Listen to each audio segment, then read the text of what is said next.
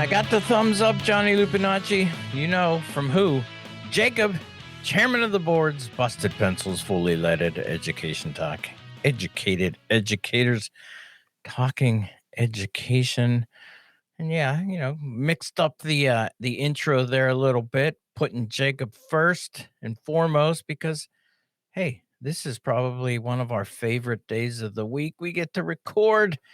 Johnny, we get to be guests on our own show for Jacob, chairman of the board, producer's choice episode. Whew. I don't know. I got to admit, though, coming into this one, I ain't nervous. Really? Well, hey, that's good.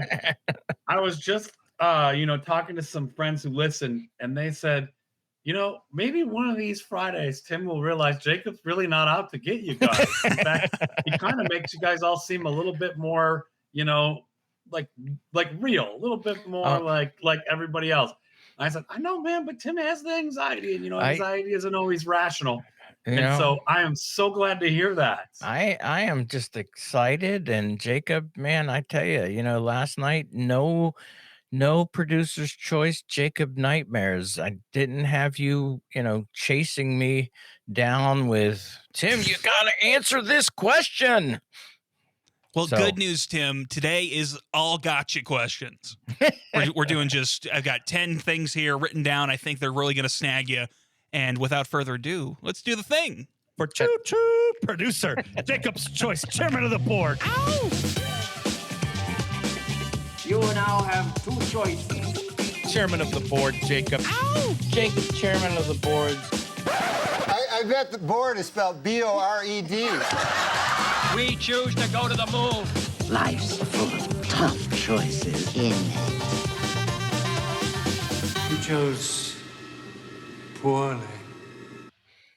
Fellas, Tim, Johnny, we all remember going to school. It was a great time, wasn't it? Math, science, literature. We learned a lot from our experiences in the American education system. But there's one thing that our teachers and our principals never intended to teach us, but which I believe helped shape American culture just as much as any syllabus ever could. And that, folks, is the spirit of rebellion. Cue the clip. Dear Mr. Vernon, we accept the fact that we had to sacrifice a whole Saturday in detention for whatever it was we did wrong. But we think you're crazy to make us write an essay telling you who we think we are. And you see us as you want to see us. In the simplest terms, with the most convenient definitions. But what we found out is that each one of us is a brain and an athlete and a basket case, a princess, and a criminal. Does that answer your question? Sincerely yours, The Breakfast Club. Today I've got a brain and a princess here. I'll let you guys decide who's who. I want to talk about those little acts of rebellion that young folks have been quietly, or sometimes not so quietly, engaging in for as long as we've had schools in this country. To help me with that, I've asked two experts in disobedience to join us here on the program today. Doctors Johnny Lupinacci and Tim Slekar. Fellas, thank you for being here. Nice. Thank you, Jacob. I might now be getting a little bit. You might be asking me to reveal some things. No way. Well, that's maybe the third question. Anyway, in short, folks, we're here to talk about people and when they say, I won't do what you tell me. Okay. I think Rage Against the Machine. It's going to be a lot of fun, Johnny, because I know you guys like to rage against the machine just like I do. So I'm going to start this off with a really simple question. And I'll start with you, Tim, because you lost some of that fear, and I'm going to try to put it back into you. All right. Can you tell us about a time back when you were a student that you rebelled against the man? The man, Jacob. You know what? I'm going to think about that for a second and give this a pass to Johnny. I need you to jump in, Johnny. Tim's bad at math. He doesn't understand statutes of limitation. And he has the math phobia, math fear. So he'll kick it my way. Jacob, I've got some great examples of this that keep it light, as rebellion should, because you were talking about, where we kind of, especially I'll take the teacher perspective. Of course, as a student, you always have a little bit more knowledge of kind of where and what's happening and why it's happening. But as a teacher and, working with principals and things, there are certain little acts of rebellion that, we say, hey, you can't do that. And we have to be, in a disciplinary role. But deep down, we're like, this is good. Kids are being kids. And one of my favorite examples of that, Jacob, and I think it's a cultural trend around most of the country, are senior pranks. Oh, yeah. These are fantastic, like creative senior pranks, not the like malicious ones, right? That sort of goes a little bit too far. And like we raise our eyebrows, we're like, what's wrong with these kids? Because there's sort of a boundaries and they always gets pushed. And I think one of my favorites ever was a group of students who took apart a car, brought it in this school and put the car together. And this is why I say, like, to them, they snuck in and put a car together. And I might be revealing too many of like the secrets on the other end of it.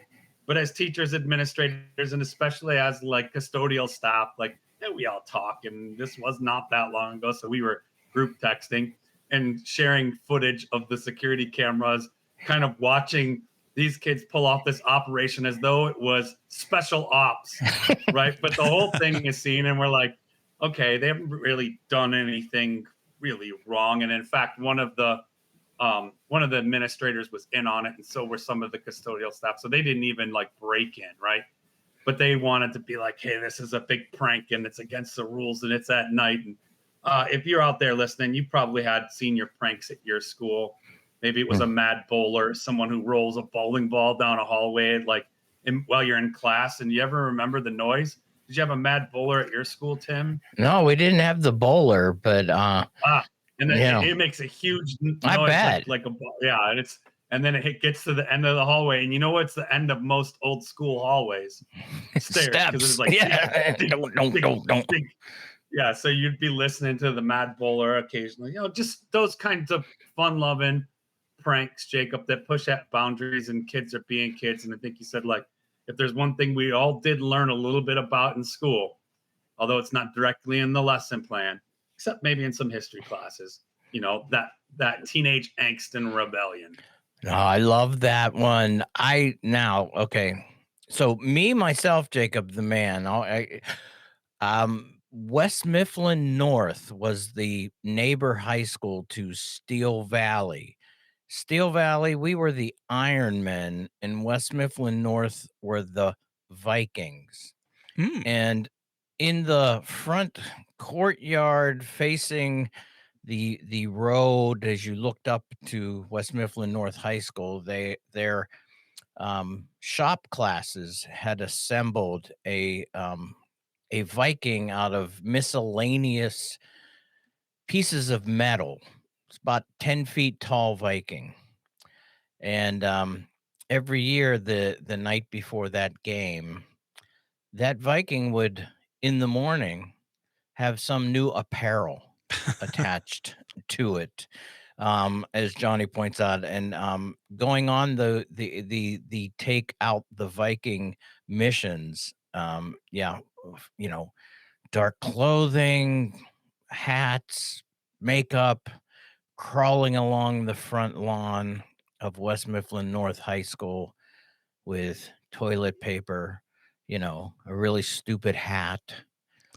And, and then the next day, taking your family members for a ride past and go, look at the Viking. We got him. We got the Viking. I don't know. I was that bad to do that? Was that a going against the man, or was that actually an activity, like you said, an extracurricular that added to me, that's an essential something? curricular, Tim. I was gonna say, right? But character building. Now I can hear somebody going, so you're advocating the destruction of property, Dr. Tim Slekar? No. I'm not. I mean, come on. I I guess I was too with the mad bowler. I mean, bowling balls can cause. Well, let me just tell you, our Iron Man also was very well dressed the next day after that game too, because tit for tat on that. The West Mifflin North kids also, kind of made a mockery of our big Iron Man standing out front of our high school. Is that the same company that sells paper from The Office? My big question here, Tim, is Thunder Mifflin. Did you play like Black Sabbath, Iron Man at your home games, or did you incorporate that at all? Because it seems like a very obvious choice. As a matter of fact, that was the theme of our wrestling team. As we came in, we would darken the gymnasium, and the wrestlers, my team, we would come running out to boom, boom, boom, boom, boom, boom. Yeah. I love it. Man. Tim, that's the secret sauce. That's rebellion right there of a sort, I think. Having that metal attitude to come out with Black Sabbath. Something you guys both kind of touched on here, talking about youthful rebellion, is kind of an important aspect, I think, to it, which is, one, after doing something rebellious, you make sure to drive by with the family so they can see it. Because part of it is you do want people to know, you kind of want to get caught. And then another aspect of it is, just like you said, both schools are doing it. Everyone is aware. We could put a watch out, couldn't we? But we'll let it happen. Johnny, they catch him on the camera. We'll let you in to put the car in here. What do you guys think about the aspect of young people rebelling, and kind of people knowing and letting it happen because there's a certain amount of healthy rebellion? Yeah, I think this is a tough question, Jacob, because it works in that gray area. Yeah. That every teacher out there, and I'd like to say probably every parent or coach too, kind of knows there's certain things that, it's nuanced, it's situational, because there's times we could say like something problematic, like, oh, those are boys being boys, but actually they're sexually harassing people, right? And I don't want to make those kind of comments of like, hey, these are just teenagers being teenagers. But there is some, like you said, some validity to that, some natural, important developmental step of like, hey, it's sort of like, babies, learn to crawl at a certain age, teenagers rebel. I mean, and I know there's some stigma around that word, but every parent listening knows even the best, 14, 15, 13, however year you are in the teens, if you got one at home or in your family, there's some days where they're just like them against everyone. And it's just something they're going through. And most of us grow out of it because we're not punished excessively for being in it. We all go through it. Even if you're listening, you're like, well, I didn't, then you're an anomaly. You're kind of an outlier. And there's nothing wrong with that. Lucky you, because it was a hormonal hot mess for most of us. So I think adolescent psychologists and people kind of help us as teachers and principals and those kinds of disciplinary roles kind of sit in the gray area with, okay, what's too much? What are the boundaries? And in fact, it's actually really reassuring. Like when we know that they're having those feelings, having those ideas, talking to others about it in a community kind of space. I'm going to sound like an old guy for a minute. I worry about online these days because, someone really far away from the school, not connected to the community might, say, well, that's a prank. You could actually do even more if you do X, Y, and Z. And, it escalates and kind of festers, as Tim has pointed out before, in these, capitalistic rabbit holes of clicking and upping the ante. But, I think every educator grapples with what's too much, when is too much, and how do you still, like I said before, it's like when your kid says something really funny, but it shouldn't be funny in that moment, and you have to like hold back the laughter. It's a similar thing as a teacher or a school leader when these pranks or these rebellions happen. We're like, of course, it's kind of cool that they're happening, but we also have to be like, hey, now you did this. There's a consequence, right? And it's not excessive. And I think it's a healthy part of development. I will give you an example of one that happens almost in every school. At least it used to a lot. And I won't name the district because there's some confidentiality stuff around this. But there is a district that I know of. There's a big, giant high school. In fact, there's 3 high schools. Some people listening could probably figure this out because it's pretty rare. There's 3 massive high schools all sharing the same campus. And these kids, for decades, have organized a massive food fight and walkout. Ooh. That no principal has ever been able to squash. Now, that last part, since 2013 was the last time I was really connected and close to this community. So if you're a sleuth, you can figure this out because you can look at, my resumes and all stuff and figure out where was I up till 2013. But nonetheless, these kids, man, they would organize, and this like team of administrators, you can imagine 3 of the biggest schools in the country all sharing the same school campus. So tons of kids. I mean, you're already outnumbered, young people to adults in schools. They don't get violent about it. This isn't like, like people beating each other up, or, there is some, I would say, some destruction of property in the sense of like food is actually pretty important, and it's wasteful to throw food and make a mess like that. Someone has to clean it up, and it ends up being some of the kids, because I mean, everybody starts with this big food fight, and then there's this massive walkout.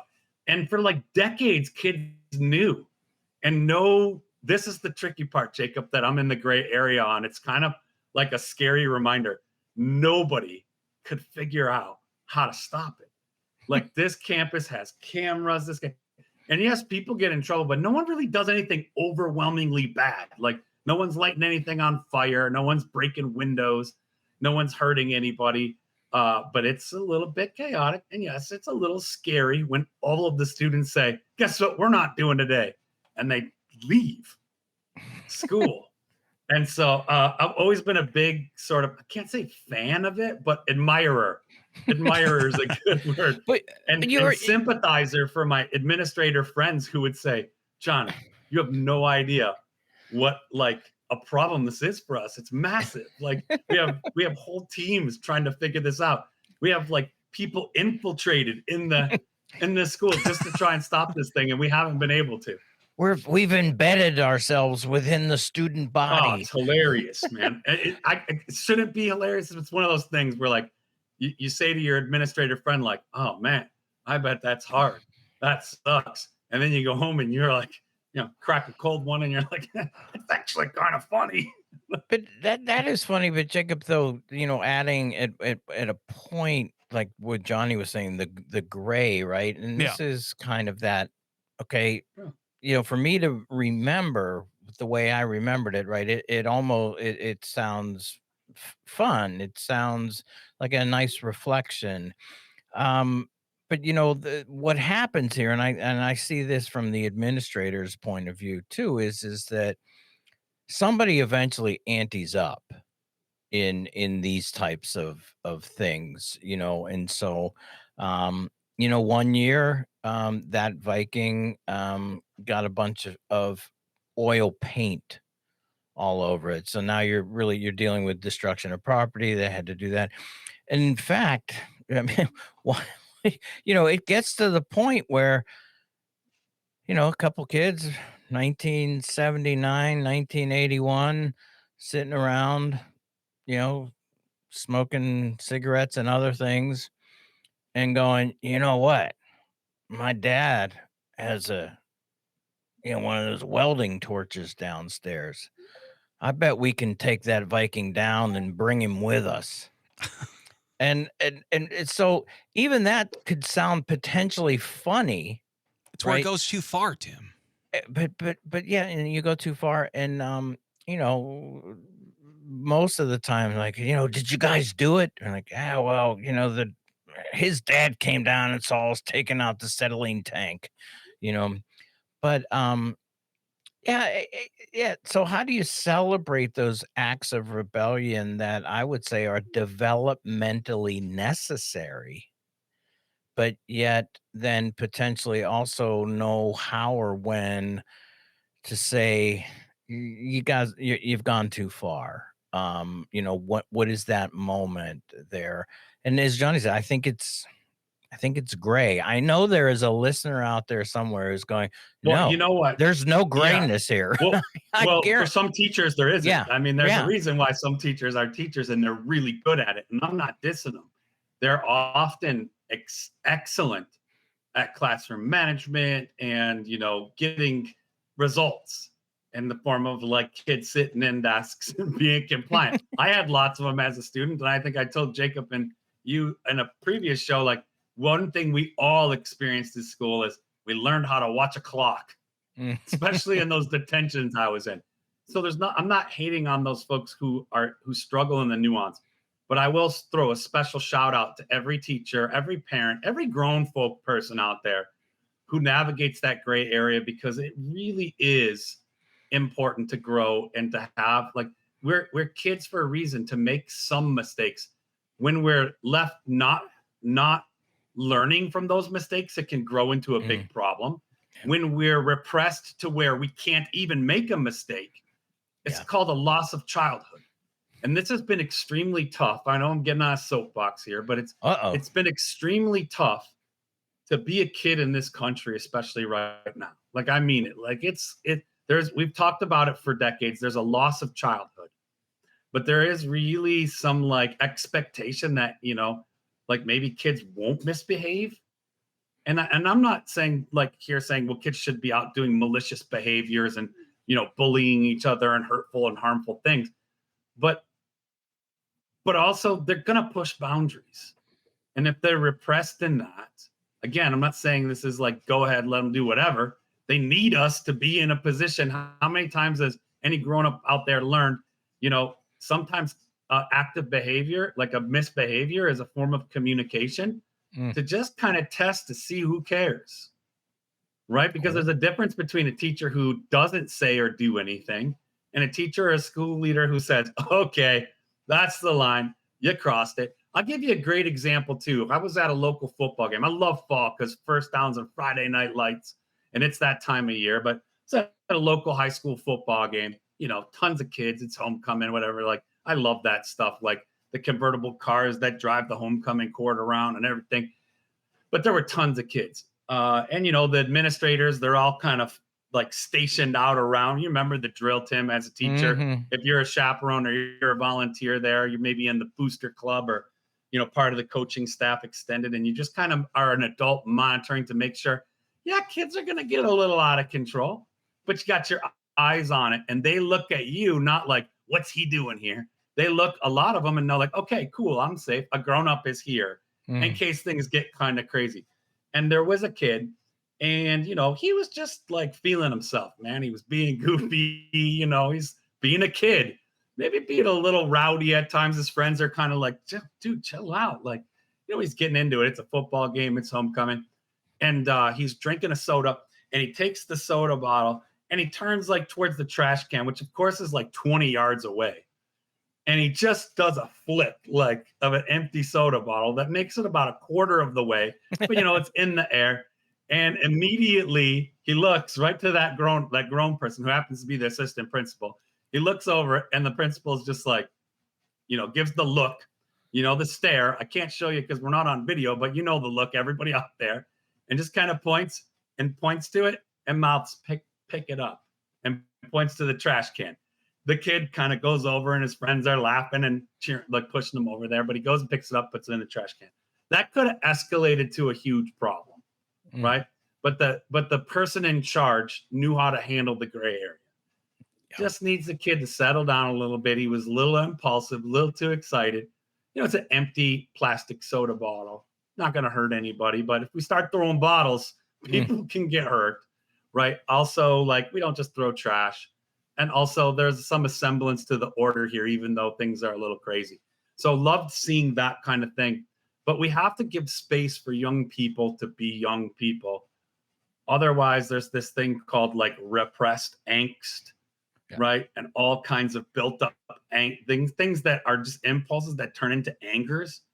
And I don't know, Tim, but I think we've had some less happier shows about where that anger manifests and comes out into our communities. Absolutely. I agree, guys. Jacob. Rebellion is cool, but sometimes it needs to be constrained for the good of everyone. We're running out of time, unfortunately, so I'm going to do something unprecedented. We're going to do a 120-second question and just use this last one and demand, okay? Demand out of you conciseness. You hear me? You two guests, I want 120 seconds max. Let's go. Guys, would the ideal system of education be one where students had no need to rebel? Or does the very act of rebellion in and of itself contribute something healthy to a person's development as a citizen in a democracy? Johnny, what do you think? Really quickly, I think it's absolutely healthy for any human being to sort of push boundaries a little bit. And especially for adolescent, people like children in our community to learn about boundaries and how to be in community by, behaving outside of the norm of how we as adults behave so that they learn how to become adults like we are. So I wouldn't necessarily call it rebellion, but I think it's okay to kind of categorize it, maybe say rebellious as an adjective, because rebellion kind of sounds a little bit too like militarized to me. I think, words illuminate certain things and hide other things. And that particular word, it makes some people feel like, wow, they're going to overthrow the school or they're a coup d'etat, and really most of the time it's just a form of behavior communicating something. And it's important to all of our growth and to helping kids learn to be in our community. Now, on the flip side of that, it's equally as important to those kids rebelling that the grown-ups patiently hold firm but empathetic boundaries. Like be empathetic, understand where it's coming from, but be firm. All actions have a consequence. Don't be over punishing, but definitely assign some disciplinary measures. Ooh, man. Jacob, did you time that? Yes, that was 1:17. Johnny, do you want to do 3 more seconds, or do you feel good with your answer? I'm good. Okay. I'm gonna, take that and kind of move. You put this you framed it at the end with democracy, and I gotta say that I think some good teaching actually kind of situates students sometimes in situations to actually get them in a form where they can practice what it means to dissent, to potentially, so maybe that's a better word than rebel, right? Is this idea of disagreement, dissension, to make one's case, to potentially, understand. And if we're teaching patriotic citizenship, nothing more patriotic than dissent, peaceful dissent, and the ability to actually make that known, to point out that you have a grievance. And in fact,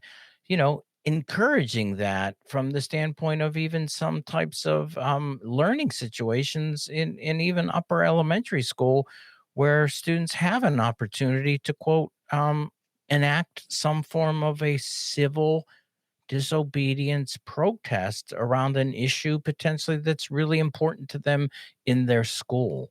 And so heated political climate right now, but I think that's a valuable type of situation that schools actually can help so that we don't get out of control. What does it mean to dissent peacefully? To be a patriotic citizen who understands and respects humanity and property, but still has an ability to rebel. Wow. Tim, good answer. Dr. Tim Slekar, Dr. Johnny Lupinacci, thank you so much for coming on your own show. I really appreciate that. I always love having you here as guests on your own show. I could rebel and change the way we end the show, but I'm not going to do that, Tim. Nice. Oh, man, I thought you were going to kick it to me, Jacob. Well, Jacob, you know what that means. It is time for your moment of Zen.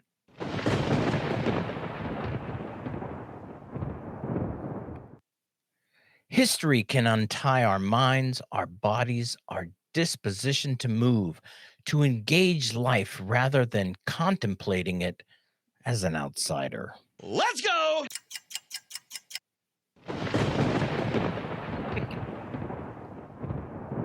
Sorry about the rebellion. I love it. Everybody rebel. But you know what would be an act of rebellion? Is if you tuned in and downloaded all the Busted Pencils podcasts. Don't forget to catch us on Mondays for Homeroom. This was a rockin' Producer's Choice, but you got us all next week. Also, Wednesdays for Class in Session, and we'll be back again on next Friday for Producer's Choice. It's always there. Thank Jakob, chairman of the board, for those exciting episodes. And don't forget that every Saturday you could tune in at 3 p.m. Central Time across all the Civic Media Network stations for 1 hour of your favorite blue-collar scholars, Tim and Johnny, and keep busting pencils.